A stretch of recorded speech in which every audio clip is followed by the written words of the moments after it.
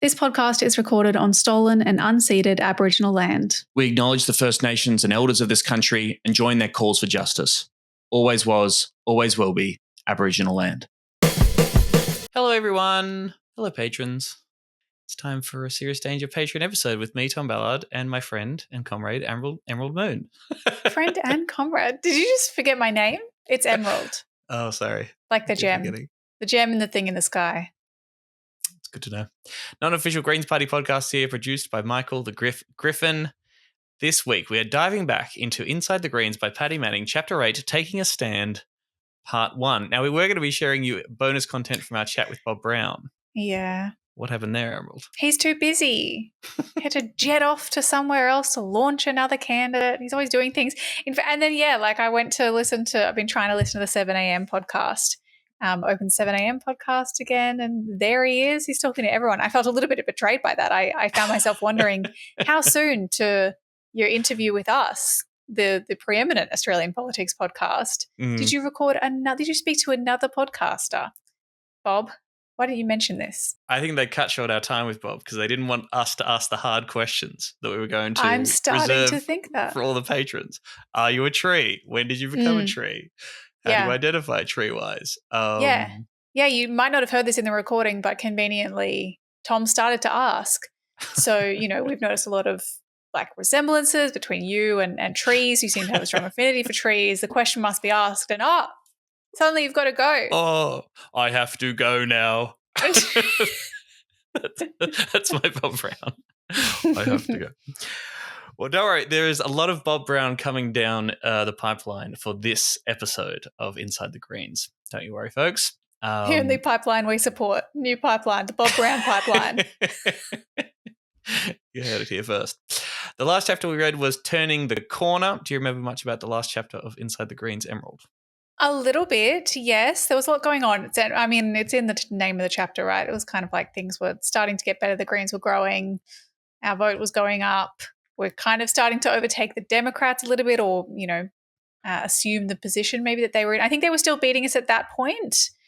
But then as is the way, oftentimes the world was not going so well.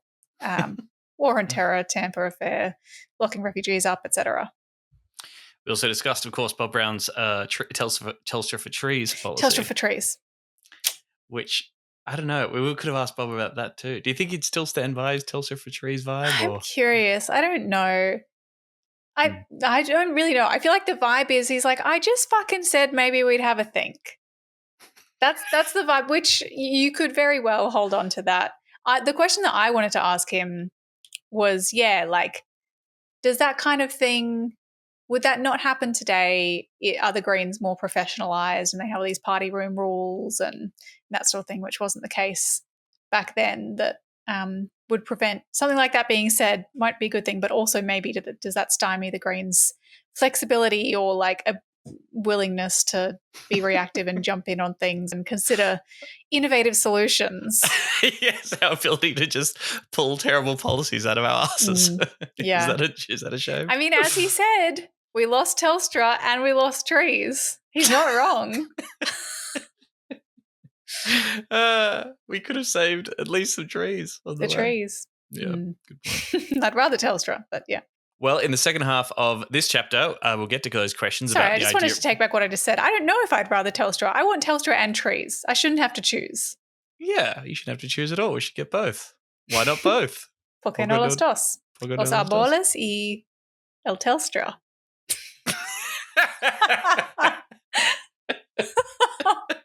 You brush up on my Spanish. Not sure about that one. Ooh, lay Telstra. It's the only French I know. Anyway, in the second half of this chapter, we get into questions like, there were more Greens in the parliament, so should we have a fucking leader? I guess so. How's that going to work? What are the party room rules? That's in the second half of Chapter 8.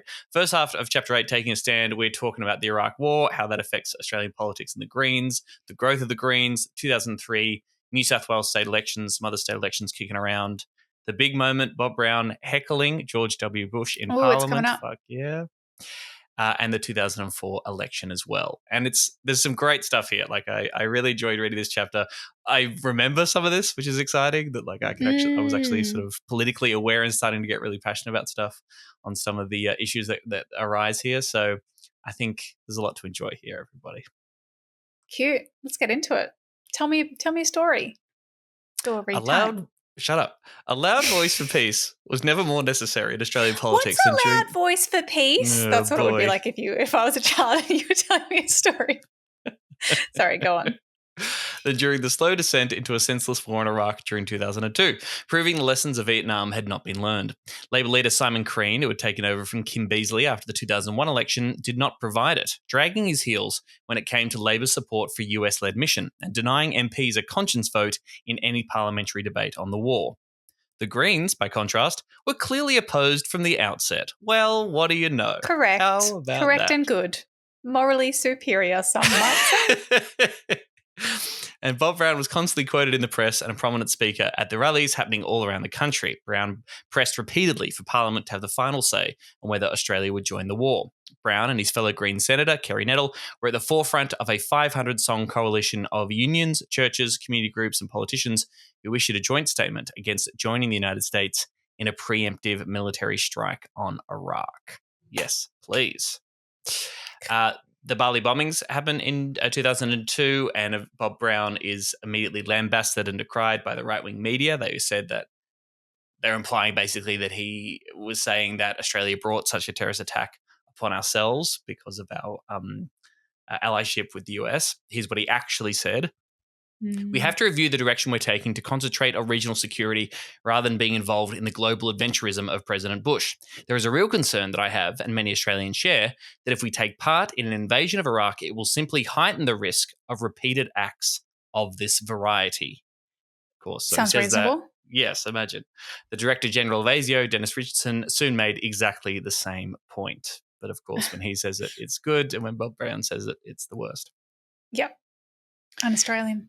Reading that kind of reminded me, I don't know if you remember that the bombing in Manchester at the Ariana Grande concert? Grande? Yeah. Yeah.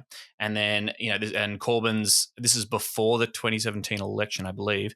Jeremy Corbyn's leader of the Labor Party and, goes to Manchester, says this is a horrific tragedy, but we should ask questions about our involvement in foreign adventurism and imperialism. And there is a reason why these attacks happen.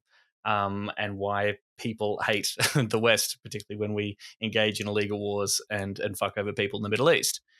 He says that people the UK press lose their absolute fucking mind. Next poll, Corbyn's support goes up, right? Because he was clearly speaking the truth. He was telling a story and he was providing an explanation and drawing a direct line between the ways that the UK and the US engage in conflict around the world and the results, the horrific results that come home to roost. I mean, yeah, perhaps sometimes there is a fine line between explanation and justification. You could say that, I guess, I don't know, men's mental health is a factor in men's violence against women. That doesn't mean necessarily that or in any way that you are excusing men's violence against women. Right. But yeah, when I don't know, I guess I'm looking at, because presumably, yeah, the parallel that people would draw is it's like victim blaming, but for geopolitics.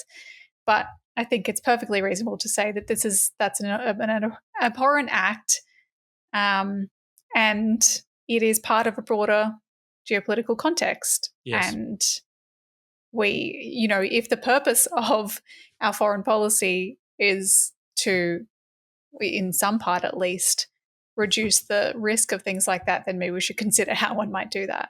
Yeah.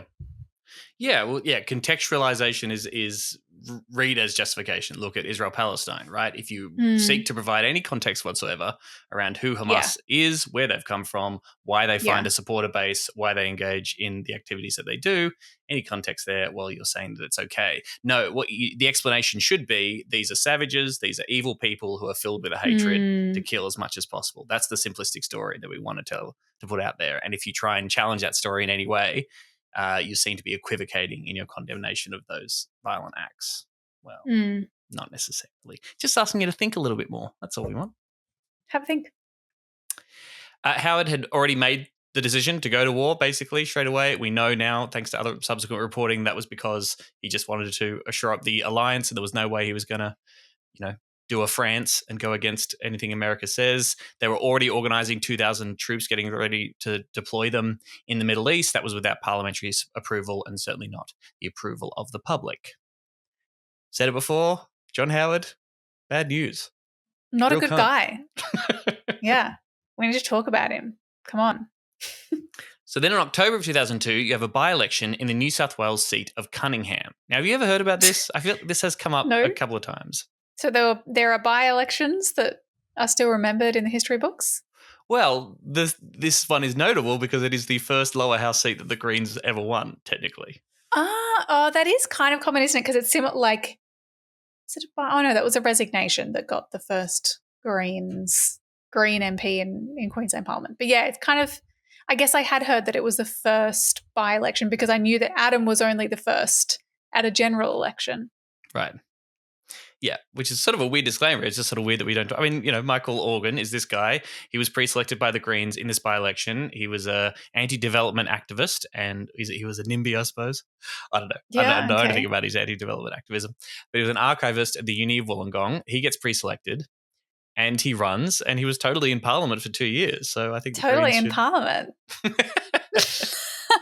we should take it. It counts. And the Iraq War was a really big issue in this by-election, sort of weirdly. The United States Embassy was concerned enough to interview one of Organ's campaign workers, Dan Cass, about what was motivating anti-war sentiment in the Greens and among local voters. The US Embassy? Yeah, it's a bit creepy, isn't it? Mm. He won the seat on preferences in this by-election. It's the first time an independent minor party had won a seat since Federation. And yes, of course, obviously the first Green to enter the lower house of Parliament. Stunned at his own victory, Organ's first achievement was to get banned from entering Parliament for wearing a no war t-shirt under his sports jacket. Fuck yeah! Hell yeah. That's our little Green. All right. I like that by-election. Yes, I'm glad it remains in the history books. Good on you, Michael. You've got a state election in Victoria in 2002. The Greens are doing pretty well. Standing in the Greens' most promising lower house seat of Melbourne, this is the state seat of Melbourne in Victoria, was Richard Di Natale, a former VFA footballer and medical doctor who had worked in Aboriginal health. What? I didn't know that RDN was a footballer. Oh, yeah. Yeah, I think I knew that. Yeah, he's a fit dude. Huh, I don't know if he was professional. Just a doctor. Yeah. Interesting guy. Di Natale was not your stereotypical greenie. Telling the Australian Financial Review he was tired of being asked to pose next to trees.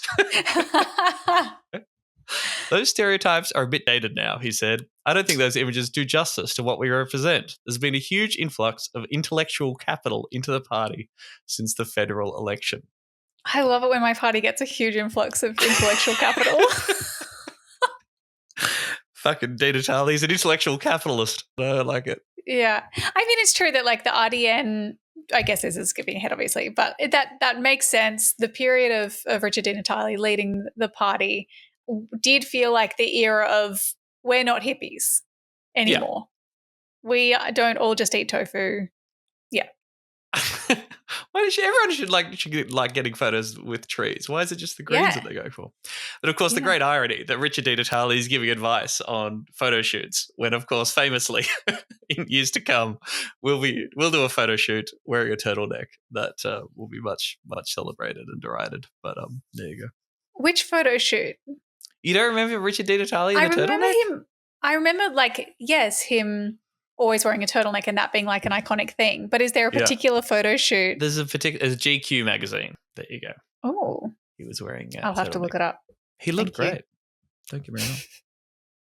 The Greens vote jumped eightfold to 9% in that state election. That was a landslide for Steve Brack's Labor, and a lot of the inner city seats turned marginal for Labor Greens contents there. The war continues to be a massive issue. As the Green surge, federal Labor was torn. Around this time, frontbencher Mark Latham recorded in his diaries that Simon Crean was bleeding to death on Iraq. Bob Brown is killing us on this issue through the power of a simple, common sense message. Bush is an imbecile and Australia should not be part of this war. There you go, everyone. Bob Brown is the voice of common sense, according to Mark Latham.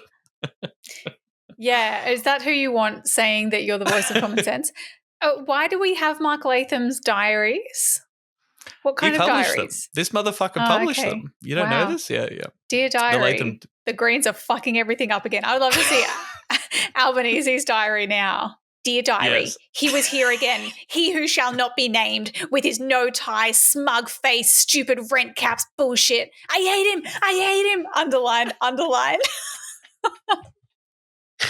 The Greens political party. I'm Keep doing out. it again. Just doing those cool S's in the corner. Yeah, that'd be pretty cool. Yes. No, famously, I haven't read the Latham Diaries. Famously, he's very acerbic and cutting and withering about everybody else in Parliament. He sort of unleashes Oh, okay. pretty brutally. So I think this is – you're still allowed to like Mark Latham around this time. And again, he was pretty good on Iraq, I must say, compared to the cowardly, spineless approach of the Parliamentary Labor Party under Simon Green's leadership. Mark Latham was someone who was like, you know what, this war sucks, and John Howard is an arse slicker for sucking up to George Bush, and maybe Australia shouldn't get involved in this illegal war that isn't going to make it anything good. So I'll give him credit. Thanks, on that. Mark. Former WA Premier Carmel Lawrence resigned from Labor over the party's position on the war.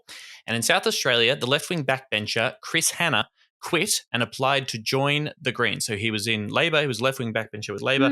He quit the ALP, joining the Greens, declaring that the ALP had lost its soul on the war and also asylum seekers. Sorry, just to backtrack for a second, are you saying that a sitting premier resigned from the party? No, I believe she was the former premier. Yes. At the time. At the time. Right. Yes. Fair enough. Moved to the backbench and then said... That would have been pretty wild, but yeah. Yeah. Well, same with Chris Hanna. You kind of think, oh, that's kind of sounds like a point of principle. That's interesting. And then we get this paragraph. As well as high principle, there was also some base politics involved. 2 months earlier, Hanna had been overlooked for a cabinet post in favour of an independent who was supporting, what's-his-face, Rand, the South Australian Premier at the time. Okay. Principles. So not that exciting.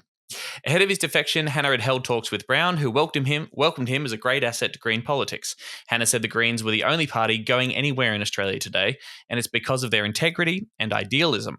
Bob Brown is one of the few politicians in Australia today showing true leadership.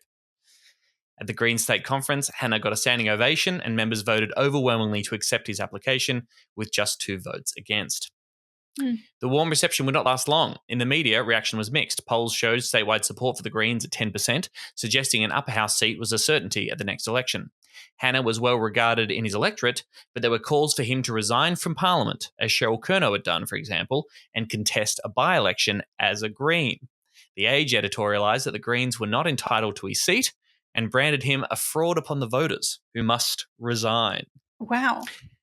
Now, I know we've discussed this before. When people leave the Greens, we think that's bad and they should, give the seat. Now, when people leave other parties and come to the Greens, I feel differently. I kind of think it's cool and it's fine and don't worry about it. So, sorry, did it say how long he's got left? Of his term? No. Yeah. You think how long it is until the next election is a factor? Yeah, maybe. I mean, I don't know. Yeah, it is a weird one. It does feel a little bit like a betrayal of what the electorate voted for because they didn't vote for a Greens MP. Yeah. It was interesting because I was just doing some gigs in regional New South Wales in the seat of Calare, which is Andrew G's seat. Now, Andrew G resigned from the Nationals over their position on the Voice referendum, became an independent. That's right. And is now running again in the 2025 election as an independent. And the Nationals are trying to win it back off him, I suppose. So he's there sitting. And probably will, right? Like that's usually the way that it goes. I guess so, yes. I don't know how strong Andrew G's person. He'd been there for a while. He's pretty well known. But also, and I haven't looked up how Calare voted in the referendum. I'm pretty sure it would have been overwhelmingly no. So it's like, yeah, he sort of took this principled stand, left the party over that position that was then wildly unpopular with the electorate, and now the Nationals are going very hard to make sure that they get the seat. Yeah. Well, that's the thing. Most people vote. Most people don't know the candidate. Most people vote for the party. Yeah. Even when voting for independents, arguably a lot of those people are just voting for the fact that they are independent is written on their ballot. Right. Not to say that, yes, obviously, yeah, a lot of people, particularly people who've been in incumbent for a long time, might have a personal vote, but yeah. The build-up to war continues. Howard's trying to justify his decision to support the US, even though it's incredibly unpopular. In the Senate, Labor, the Democrats, and the Greens passed a motion of no confidence in Howard's handling of this grave matter, the first time in the 102-year history of the Australian Parliament that the upper house had censured a serving Prime Minister. But when Brown moved a motion opposing Australia's involvement in any attack on Iraq, Labor went to water, siding with the government to vote it down. Wrong side of history, some could say. Pretty good. Oh yeah, we'll sign up to this motion condemning the coalition for being bad, but when it comes to actually saying what we believe in and what we stand is bad? for, what is bad? No. We should probably just do what America and John Howard thinks. I think that's the best option here.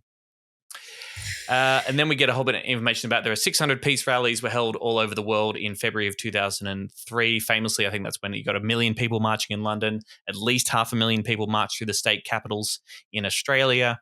More than 150,000 people turned out on the Friday night at Melbourne's Federation Square, and a huge cheer went up for Bob Brown, the top-billed politician on the day, who told the crowd that the huge turnout showed Howard had no mandate at all, and this war is not Australia's war. And he said to John Howard, "Turn the ships around, bring our 2,000 Australians good and true home, get us out of this war, give us the peaceful option."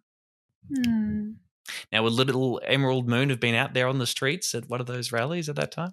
I just don't know. I feel like I probably was. That's probably what I didn't know, but I know I was at a peace rally that it probably would have been around this time, and I think there were lots of rallies going on. So, yeah, probably.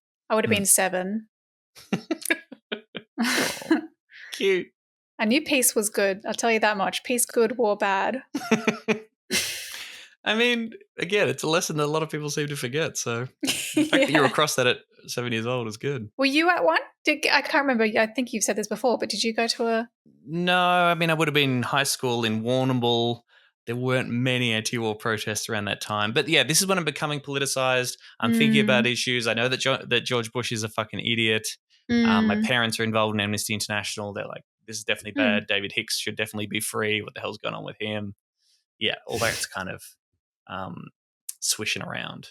I'm definitely straight. I'm a heterosexual man. Good. Too busy thinking about girls, hey? These are the things I know. War is bad. George Bush sucks. Girls and I love women. And I want to kiss them. 2003, we've got a state election in New South Wales. Bob Brown says it's a referendum on Iraq. The media says, don't be ridiculous, you're an idiot. The Herald says the Greens are a leftover of Australian communist activism who had successfully infiltrated fledgling green organisations and recast themselves as guardians of the natural environment. What? They're not the party of Bob Brown anymore, I guess. Back in they're not who they used to be. They're not just about the environment. Yeah. And reading that just made me think, oh, okay, yes, that's right. This is why the liberal media, small L, liberal media, loves the teals. The teals are what the Greens are supposed to be, okay? You care about the environment, but you have absolutely no critique of capitalism whatsoever. So you just got to love trees. That's the appropriate box that you should stick to. Yeah. I guess like did Monique Ryan and maybe David Pocock do they criticize capitalism? Or just not really? Yeah, sad. They do some good things. They can reform and regulate it, I guess, yeah. It's fine. Yeah, you're right. There's no socialist analysis there. Nope. Ian Cohen in New South Wales, he's come to the end of his 8-year term. He faces a tough pre-selection. While working together well enough in Parliament, relations between Cohen and Lee Rhiannon had soured. Cohen was an anarchic green, open to working with either side of politics in the pursuit of green outcomes. He says his own green politics are neither left-wing nor right-wing, but the whole bird. Grow up. Honestly. I've never heard that one. I've heard, what's the expression? A left wing and a right wing help the bird fly or some bullshit? Oh, is it? Anyway, my politics are the whole bird. I just love birds. Yeah, a black cockatoo. As the end of Cohen's term neared, Rhiannon and her supporters pushed for the introduction of limited tenure for MPs, proposing rule changes that were not explicitly aimed at Cohen, but which he took as an attempt to get rid of him. In a letter to members, Rhiannon wrote that a limit on the number of terms for MPs would discourage careerists from exploiting the party, and her experience as a Greens member of the New South Wales Legislative Council had convinced her that one term, which in the upper house is 8 years, is what we should be adopting for our elected representatives in this house. What do you Now think about? we've done spoke this, about haven't term we? limits. Didn't we We've do an spoken episode? about term Yes. limits, Yes. but I don't know. I know there are some people, like people whose views I respect in the party, are opposed to term limits, but I can't help but lean towards them. It just does seem to make sense. But then again, I'm like, if I'm thinking about a leader of the party, for example, you would want them to have been an MP for at least one, probably 2 terms. Mm. So if no one can stay longer than 2 terms, like your first term is just a fucking scramble trying to figure out what the fuck you're doing. Yeah. The second term, maybe you start to get the hang of things, and then you could potentially lead a party. So yeah, I'm I don't know. inclined to. I think I would be quite generous with the number of terms, but just limiting them in some way, I suppose, is a way of saying is a way of sending a message and like collectively saying, this is not about you or your career. This is about serving for a period of time. Well, Cohen eventually prevailed in New South Wales in 2003, and they did eventually come up with new rules on tenure. MPs could not run again after 13 consecutive years in the Legislative Council or Senate unless they had 75% member support. Okay, well I didn't realise that's is that still the rule in New South Wales Greens, do you know? Yeah, probably. Yeah. That does, having what's the word? A process for members to like effectively override that if there's strong support. That seems good, because I guess the argument is, if you are, you should, maybe while you're in Parliament, you should be kind of fighting for your life and scrambling and all of that. And you shouldn't get to the point where you are settled in, because that's how you get complacent and potentially more inclined to get a little bit corrupt sometimes. Not that I think really Greens lean that way. It's more the complacency perhaps. And you need, fresh blood. Yeah. I mean, I think I would say that in the major parties, you do get a few more contested pre-selections for sitting MPs. I think that'd be fair to say. Now, obviously, Lee Rhiannon, I believe, lost her pre-selection battle to hang on to her to run again for the Senate for New South Wales. That's the only example off the top of my head that I can remember where a sitting MP... And that's slightly different because it's not a singular, she was just bumped down the ticket, right? Right, yes, to an unwinnable position. Right, yes.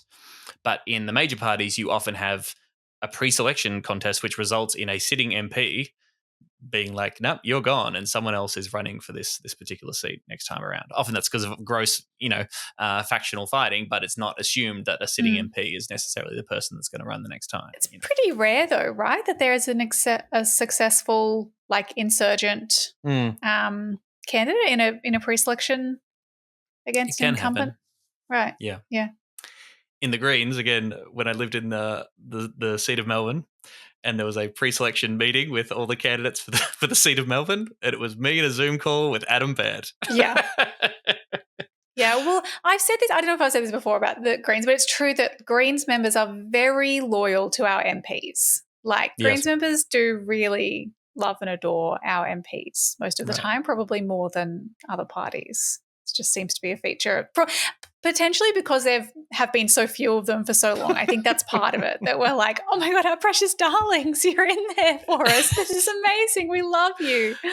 Yeah, and have you seen those other fuckers that are in there? I mean, come on. That's right. Yeah, they're perfect. They're perfect.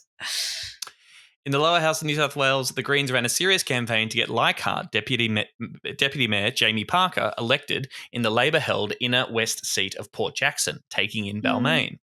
Parker was a colourful character, by day a PR man for a herbal outfit, Naturopathica, which sold dubious products like horny goatweed and fat blaster. Hey, what's dubious about horny goatweed? What is Head on down goatweed? to Happy High Herbs on the corner of Lawson Street in Byron and get yourself some horny goatweed. What is horny goatweed? I genuinely don't know. I thought it was just a herb. I think it is related to horniness. I think it's meant to be an aphrodisiac, I think. It's kind of like a joke. Goat? That's the joke that you get from Happy High Herbs. But right. I don't know about fat blaster. I don't know what that is. Is a diuretic a thing that makes you shit? What's a diuretic? No, it's not. It sounds like it should be, but it's not. What's the thing that makes you shit? You don't know, Tom? Anyway. God, I love political analysis. Oh, sorry. I just got to I got to go to the toilet. I got a real fat blaster coming on. I'm sorry. Woo. All right, so we're excited, which, we've got all these candidates in New South Wales, but we weren't ready for what came next. As Oquist had predicted, that's Ben Oquist, who was also trying to get in the on the Senate ticket, of course, head of the Australia Institute for a bit, and Bob Brown's chief of staff, and now Sarah Hanson-Young's husband.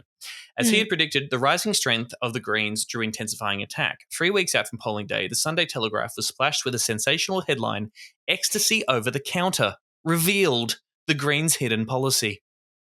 So-called party drugs, such as ecstasy and speed, would be sold in licensed drug shops, the paper reported, and registered addicts would receive free heroin for use in safe injecting rooms across the state. Parker, a spokesman, defended the policy, saying prohibition isn't working. The policy was readily available on the party's website and had been for months, but the Telegraph claimed readers had to scroll down a long way to find detail about legalizing hard drugs, which was effectively hidden because it wasn't included in official campaign material.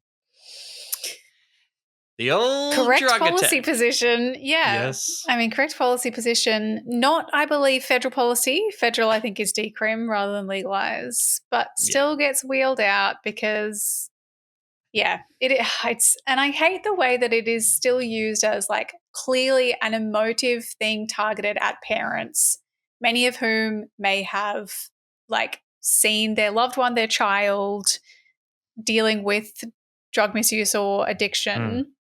And it's sold as, like the Greens want to facilitate this when obviously it's a harm reduction approach. Yeah, they want and more it's people true. addicted to drugs. Yeah. Yeah, like it's true. Did criminalization save you? No, that's what the Greens are fucking saying. But anyway. It's just embarrassing, just the level of debate that we engage with on these kind of issues in this country. I mean, I know obviously there's 2003, things have changed, but even now, it's just like it's Labor can be like, they want drugs, end of story. Our current drug policy is working really well and really effectively, and the current war on drugs is a total success. And we actually just need to be tougher. That's what's missing in our current approach to drugs. So the Greens want your kids to be high, so fuck off. Yeah. I think what's funny is that I think there is a slight rhetorical shift that now there's a bit of openness to like pill testing, for example, and like party drugs are more, the kids are probably going to take them and all of that. But then that's what makes me even angry about the approach now is that it is like hard addictive drugs like heroin and ice that are used in the, this propaganda, this rhetoric against the Greens for this policy. Like it is meant to get at people's like deepest, darkest, most horrible experiences. Yeah. Anyway. Well, look at these other deep, dark, horrible experiences the Greens wanted to roll out. The Telegraph kept up the attack, highlighting what it called offbeat policies like a 4-day working week. That's interesting. That's they wouldn't use that one now. Yes. A tax on deceased estates worth more than $1 million. Ding, ding, ding. Death tax. That's in 2003, money as well. Keep that in mind. A ban on caged birds. And I don't know whether that means like budgies. Or they don't mean cage eggs or something, do they? I assume they mean like factory farming of chickens, unless they mean like the Greens wanted to take away your ability to have a budgie or something. I don't know. I don't know what our vibe was there. Yeah, it feels like they're trying to make it sound like it's the budgie, but it's actually cage eggs, which I feel like the vast majority of Australians now are like, oh, cage eggs, fuck that. Cage eggs are bad. Or what about this one? And a ban on political donations from property developers. This was an offbeat. How very offbeat. Now law in Queensland, and has anywhere else done it? I thought New South Wales have some restrictions these days on that particular industry, yes. Yeah, states and territories definitely have that. That's a law. Offbeat. Once again, my friends, reading this book is just such a wonderful reminder, particularly, considering the past year, and we've discussed it at length of the show, all these attacks, these right-wing bullshit attacks that make us feel like we're crazy and that just kind of chip away at morale over a long period of time. Just remember all these issues in which the Greens Party had the correct position way ahead of their time, were pilloried at the time for it, and it's now just political common sense. How about that? Do we have to wait 20 years to feel better, Tom? I don't know if I can wait that long. The Greens were undeterred. Rhiannon released a database of political donations, the kernel of what would later become the watchdog website, Democracy for Sale, consolidating a potent agenda for the party at state and federal level. Fuck yeah, Lee Good Rhiannon. website. Yeah.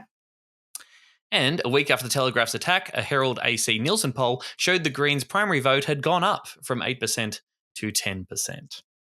So, Thank you, yous. Telegraph. Thank you very much. Eventually, we got a 4% swing to us in the lower house, turned a bunch of seats into Labor Green marginals. Jamie Parker wasn't elected in that election, but yes, a lot of stuff was being pushed close to the brink. And there was a 6% swing to the Greens in the upper house. Ian Cohen and Sylvia Hale, the number 2 candidate, were comfortably elected. Slay. So back to federal politics and a very important moment in the history of Bob Brown and the Australian Greens. The Greens were lone voices against stuff like giving ASIO more powers, the only people in Parliament saying, hey, maybe we shouldn't, throw away all our civil liberties in this kind of insane war on terror. Like, we're actually grown adults were saying, yes, we're declaring war on the concept of terror across the board. Yeah. And in the course of it, we're passing draconian anti-terrorist legislation, which was deeply anti-democratic and resulted in some horrific contraventions of people's human rights. Brown told the ABC the opposition had agreed to a proposal that would allow innocent people to be hauled off the street and locked up for a week without charge. What is the point of having an opposition to this Howard government if you're left with the ALP, he said. It is an astounding and an astonishing sellout by the Labor Party. Doc Evatt would be turning in his grave. Who's that? Is it? Doc Evatt was a leader of the Labor Party for a long time in the 50s, and most famously, he was a lawyer, I believe, most famously led the charge in the early 50s against Robert Menzies trying to change the Constitution to outlaw communism. Okay, interesting. I have a book on this subject that I have not read, but I've read Wikipedia about it. And yeah. Doc Evatt, it was a big split that's what led to the big split in the Labor Party over the question of communism and stuff. And Doc Evatt was there sort of saying, oh, yeah, I'm not a communist, but people's civil liberties, you can't just ban a political ideology. That's fucking insane, which was correct. Yeah. Hoping to appear statesmanlike ahead of a looming federal election, John Howard invited President Bush to address the Australian Parliament on the 23rd of October. Politics, as usual, would be suspended for the day. All senators were invited into the House of Representatives for the Bush address in a joint sitting, which was to be followed the next day by an address by the visiting Chinese president, Hu Jintao. Imagine that. Remember that when the Chinese president would just address the Australian Parliament, and people wouldn't lose their fucking minds. It'll be fine. Yeah. Only Prime Minister Howard and the opposition leader Simon Crean would speak. Howard must have sensed trouble was brewing. His memoir records that he warned Bush to watch out for a green named Brown. What useless advice. What's Bush going to do with that? George Bush is like, is that code? A green named Brown. Look out for a green named Brown, George. What the fuck are you talking about? God, I'm good at voices. Really good. That's really good. Brown gives a good account of his decision to interject in his own book, Memo for a Saner World, published the following year. I knew that if we spoke up during either president's speech, it would bring a storm of denunciation down upon us. But if we stayed silent or simply refused to attend, then we would feel worse. When it came to the Bush address, top of mind for Brown was the plight of the two Australians, David Hicks and the completely innocent Mamdouh Habib, both of whom had been detained for almost 2 years without charge or legal representation in the US prison at Guantanamo Bay. That's interesting too, because my memory of it was like, oh yes, he was standing up against the war. But then someone else sort of said, well, no, he was really focused on Hicks. Particularly, he was appealing to bring Hicks and Habib home. But then when we talked to Bob last week, he sort of framed it as also speaking out against the illegal Iraq war. I guess it was. Yeah, I mean, when he spoke to 7am, he said that he said both. Like what they said was like, stop the war. What did he say?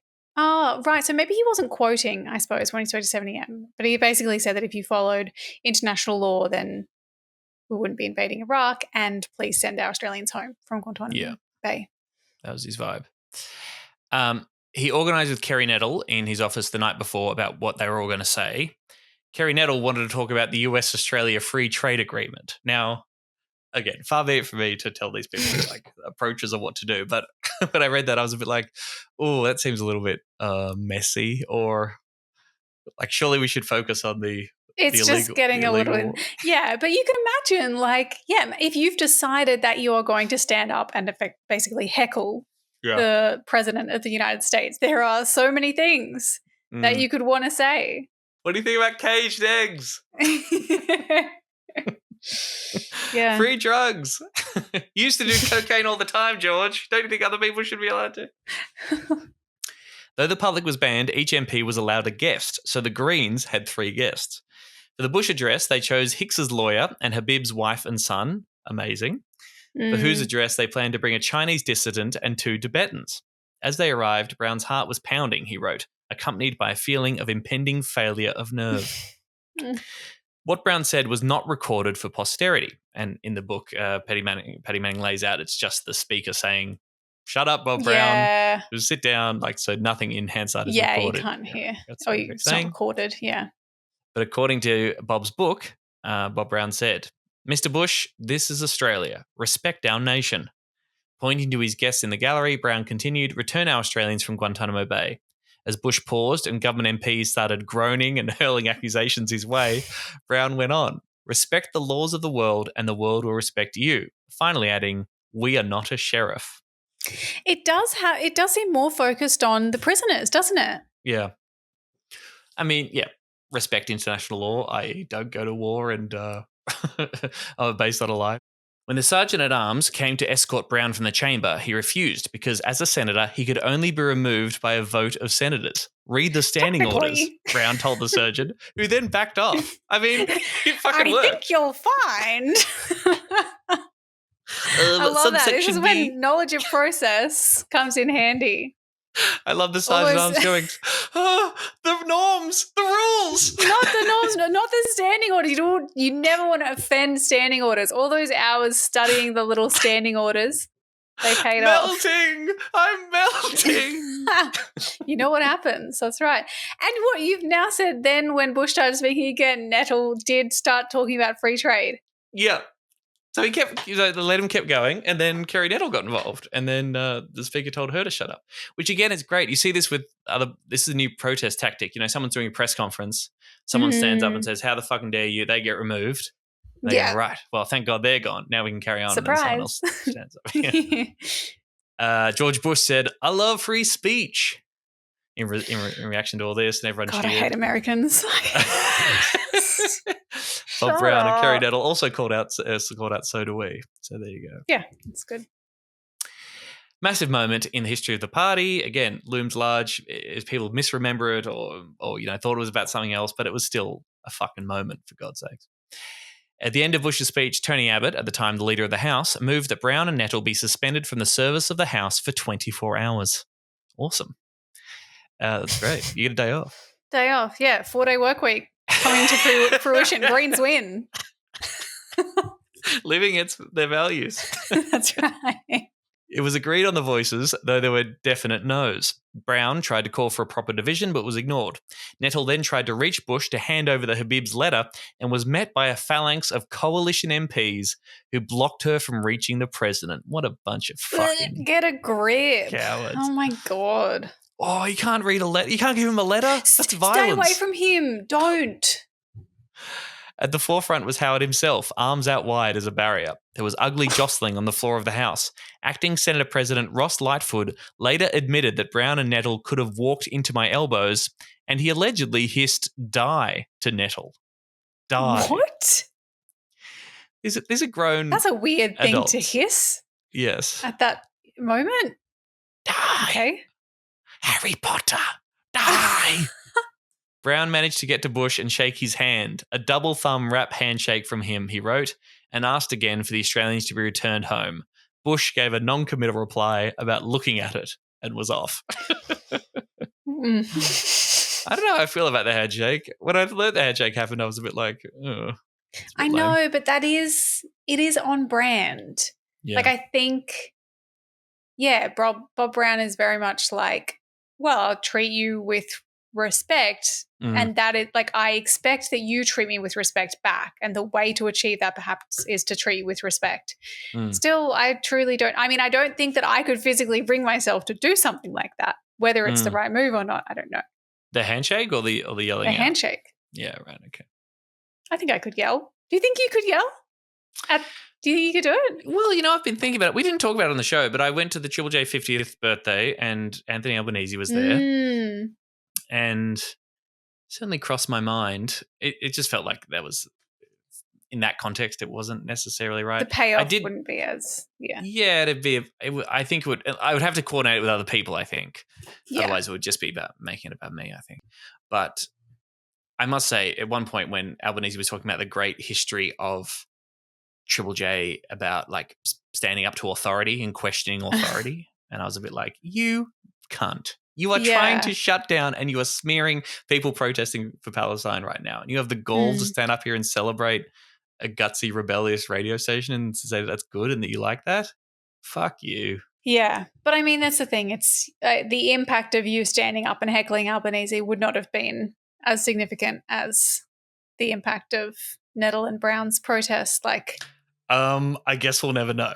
Well, we will never know. That's so true. I know. I shouldn't assume. Perhaps it may have. But yeah, like it's a massive opportunity. I don't know if anyone, would the Greens do it now? That's another question. Yes. Well, as Bob mentioned in our chat and as Paddy Manning explained, they've never had a joint sitting ever since. I don't know whether that was entirely done. But we've got lower house MPs now. Maybe if he addressed the lower house. Yeah. Yeah. I mean, when was the last time any big fancy person, controversial person? Big fancy person. Well, the king. Yes. Well, indeed. That's when. So. Oh, yes. Yeah, and that worked out well. Everyone learnt their lesson then about how to pay respect to people who do speak up at such events. But yeah, you're right. Of course, that's the analogy to today.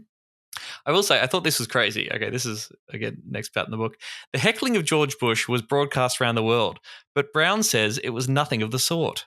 I got up and spoke to him straight, fair dinkum, across the way. There was no heckle in it. I mean... Come on, Tom. Yeah, okay, so Tom, as a comedian, what defines a heckle? What makes a heckle? That's a good point. I think that's a heckle. That's a heckle. Is it just a heckle? Is it a heckle if you interrupt their speech? And you're critiquing them in some way. Yes. Okay. Whenever I'm at a club and someone calls me out for the war crimes that I've committed, I'm like, shut up, you fucking cunt. You consider that to be a heckle. That's a heckle. I say, I don't come down to where you work and slap the dick out of your mouth. Yeah. And everyone laughs. So it's good. I think Bob Brown is kind of being like, no, I was being respectful, and heckling is when you're being nasty. But I spoke to him. Straight, fair dinkum, across the way. Love that. I love going to speak to someone straight, fair dinkum, across the way. The Greens' phone lines immediately went into meltdown, and Brown recalls that as he went outside to a press conference, there was this new young member from Parliament from Queensland jumping up and down, shouting, "You are outrageous. You are disgusting." And I said to the media, "Just hold on a moment. Would the puppy please sit down?" And he did. He went quiet. That puppy was Peter Dutton, fresh for the constabulary who'd just been elected. As the media went on the attack, demanding to know why Brown had heckled Bush, no one from the gallery asked Brown what he had said. Incredible work, journalists. Wow. Only CNN in London asked, "What did you say to the president?" That's fucking insane. Jesus Christ, Australian journalists. What idiots. Hey, don't worry, the politicians suck as well. The government went on the attack in the Senate. Territorian Nigel Scullion described Brown as a political terrorist.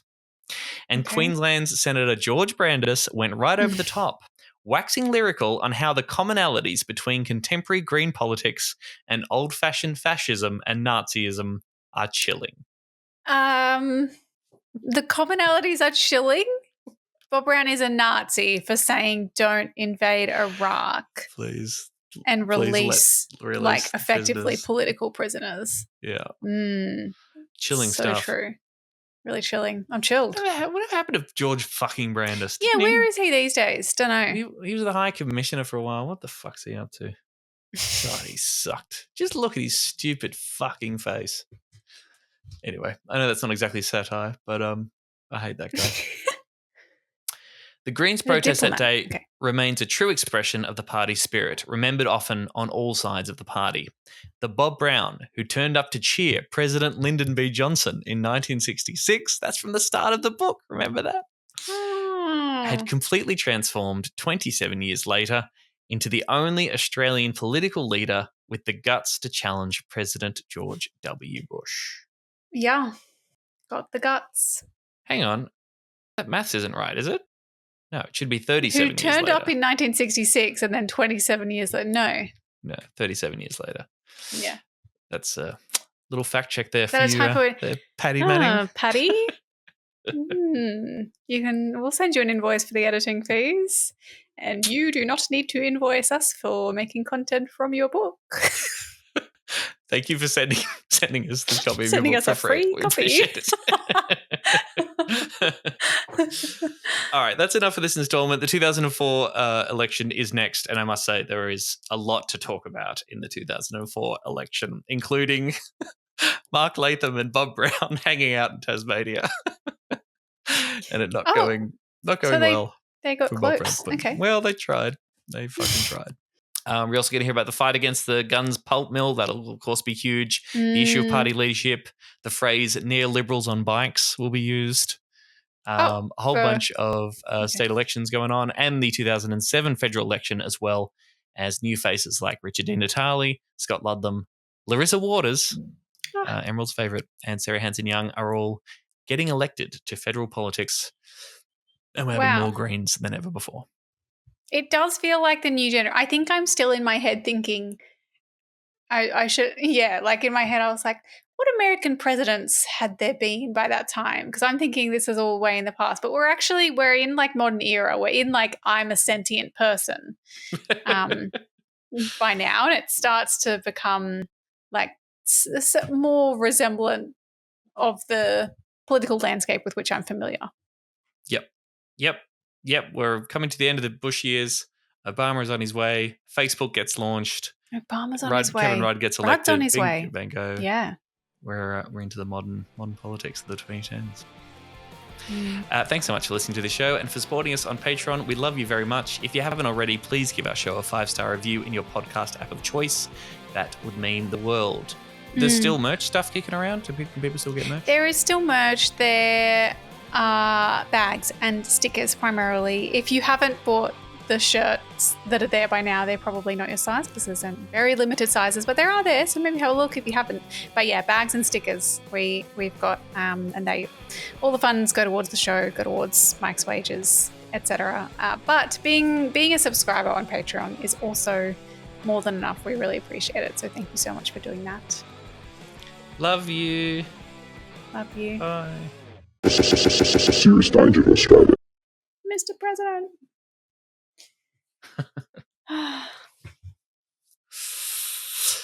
What would you say? What would you say if Trump was addressing the parliament and you were a senator? You're a Cheeto. Orange. Orange man. Orange man bad. I would just Orange say. man bad.